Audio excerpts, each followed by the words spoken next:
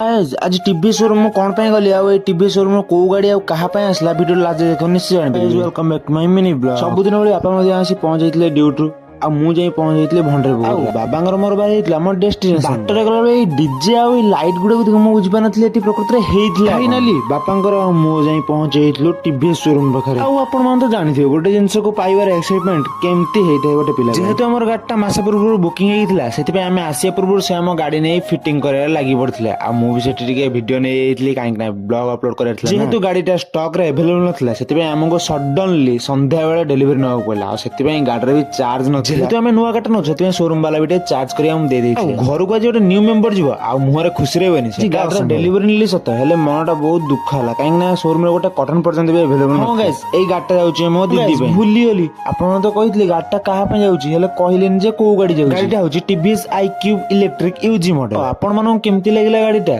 निश्चित comment section रे कहबे आज पे एति की रहिल संग माने टाटा bye bye see you take care देखा नेक्स्ट ब्लॉग रे।